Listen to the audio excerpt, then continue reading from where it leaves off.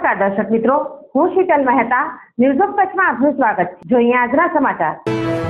ભુજની કે પટેલ હોસ્પિટલ સામે આક્ષેપો કરતો પત્ર વાયરલ થયો। દર્દી અને તેમના સંબંધીઓએ પણ આક્ષેપો કર્યા। ભુજની અત્યંત આધુનિક કે પટેલ હોસ્પિટલ હાલે વિવાદો સાથે ચર્ચામાં છે। કરોડો રૂપિયા પટેલ જ્ઞાતિના દાનવીરોએ દાન આપી આ અત્યંત આધુનિક હોસ્પિટલનું નિર્માણ કરવામાં આવેલ છે।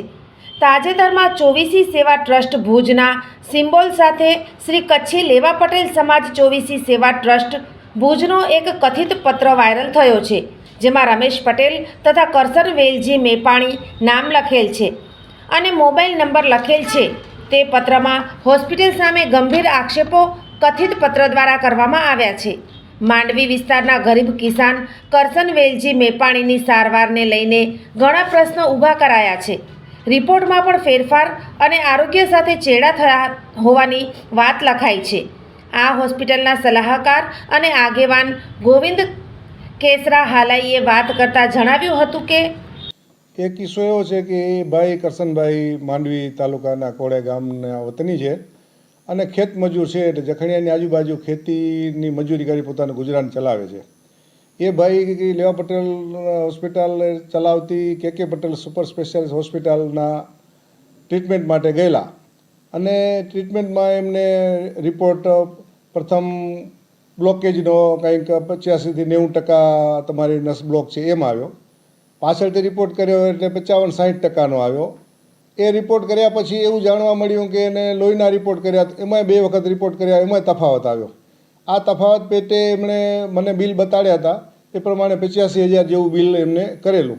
એમણે રજૂઆત કરી, કંઈક વાદ વિવાદ થયો એટલે કંઈક 55,000 રૂપિયાનું બિલ થયું અને પછી એમને કંઈક ટાઈમ આપ્યો કે આ તારીખે તમે આવજો, 22 તારીખે તમારું ઓપરેશન થશે। એમાં એવું થયું છે કે 22 તારીખે એમને બોલાવવામાં આવ્યા ત્યારે એને એમ કહ્યું કે તમારું ઓપરેશન હવે અહીંયા થશે નહીં, તમે બહાર ક્યાંક કરાવી લો। એટલે એ ભાઈએ એમ કહેલું કે ભાઈ બહાર કરાવવાનું કારણ શું, આ હોસ્પિટલ આપણી છે ને સરકારી ખર્ચે થાય છે, તો મારો એ ઓપરેશન બહાર કરાવવાનું કારણ શું, અથવા લેખિત આપો તો મને કોઈ બહારની હોસ્પિટલ લે।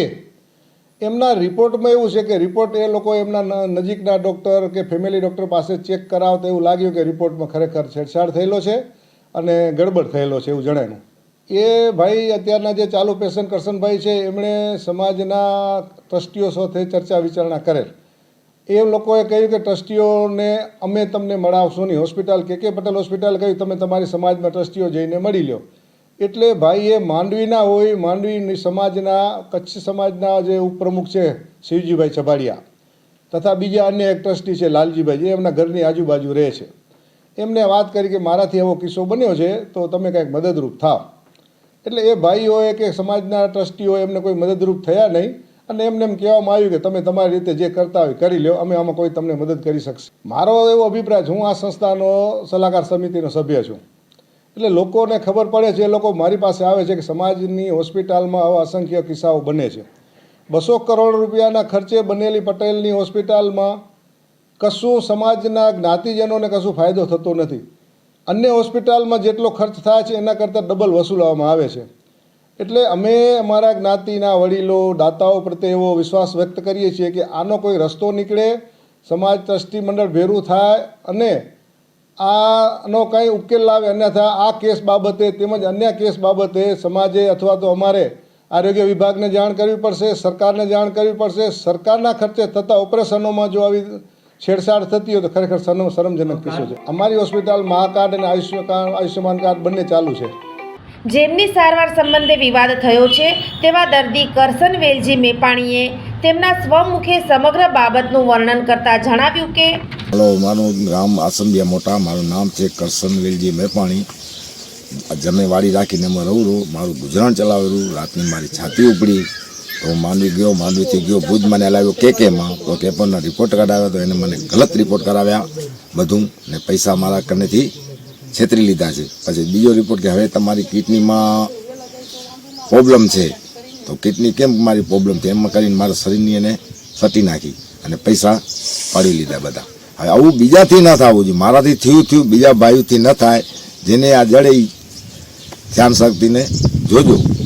હા, ઓપરેશન મારું કી બીજું અમને પ્રોબ્લેમ બી કે મારું ઓપરેશન કેમ ન કર્યું એને શું કારણે ન કર્યું? પૈસા મારી પાસે બધા આટલા લીધા ને મારું ઓપરેશનની ના કેમ પાડી? શું પ્રોબ્લેમ મારું ઓપરેશન? આયુષ્યમાન કાર્ડમાં અમને ના પાડી દીધી કે રોકડા કરવા. અમે રોકડા કરાવ્યા. પહેલો અમે રિફ્યોગ્રાફી કરાવી તો એમાં ગલત બતાવ્યું. તો સીડીમાં બરોબર બતાવે છે કે આ તમારી સીડી બરોબર છે, ઓપરેશન કરવા જેવી છે. તો કે પટેલવાળા કે ના, બીજો રિપોર્ટ કરો. પછી અમને પૂછે તો બીજો રિપોર્ટ કરાવ્યો અમે શરીર લઈને એમ જ. તો કે હવે આ ઓપરેશન કરો. જ્યારે ટાઈમ આવ્યું પછી લોહીનો રિપોર્ટ કરાવ્યો એને. તો લોહીના રિપોર્ટમાં કે હવે તમારી કિડની 2 ડેમેજ છે, તો એનો ક્રોસ કરવો પડશે. તો અમને ત્રીજેથી મારી પાસે ફોન આવ્યો કે ભાઈ કરશનભાઈ બોલો છો? મેં હા કરશનભાઈ બોલું તો આ છે. મેં હું કેથી બોલું છું કે હોસ્પિટલમાંથી કે તમારો રિપોર્ટ એકનો બીજો આવી ગયો. તો મેં એને કીધું એકનો બીજો કેમ આવી ગયા? તમે સીસી ઉપર તો મારું નામ લખ્યું હતું, હવે એકનો બીજો કેમ આવ્યો? તો ભગવાન છો તમે કે તમને ખબર પડી કે તમારી કિડની બરોબર છે? એવી રીતે અમારી વાત થઈ.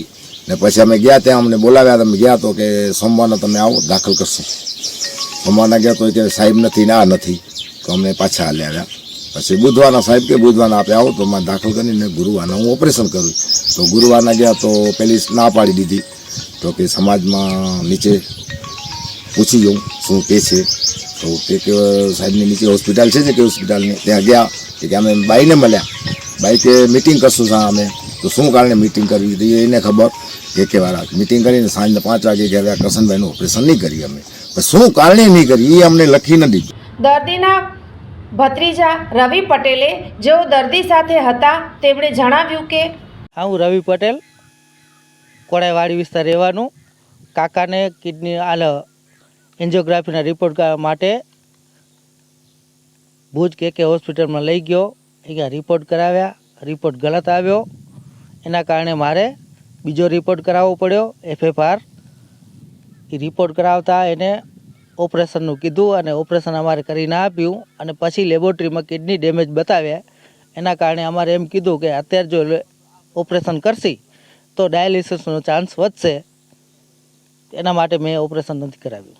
અને આ બધા સમાજના કહેવાથી અને ટ્રસ્ટીના કહેવાથી અમારું ઓપરેશન નથી કર્યું. 1,25,000 રૂપિયાની આસપાસ ખર્ચો થઈ ગયો છે. આમાં હું છે ને જાન્યુઆરી 13થી હું એને ભેરો છું. મને માંડવી ન્યૂ લાઈફના ડૉક્ટર જગદીશ પટેલે એવું લખી આપ્યું કે MRI એન્જિયોગ્રાફી કરાવવાનું. બરાબર, મેં એન્જિયોગ્રાફી કરાવી. ત્યારે મારે એને 16,000 રૂપિયાનું બિલ કર્યું. પછી થોડી માથાકૂટ કરીને એમ કર્યું એટલે મને 8,000 ને 10 રૂપિયાનું બિલ એને બનાવી આપ્યું. હવે આ રિપોર્ટ એને ડૉક્ટરના કહેવાથી કરાવ્યા આપણે. તો એ ડૉક્ટરના કહેવાથી કરાવ્યા રિપોર્ટ અને એને અમદાવાદ મોકલ્યા ધીરેન શાહને એમ્સમાં.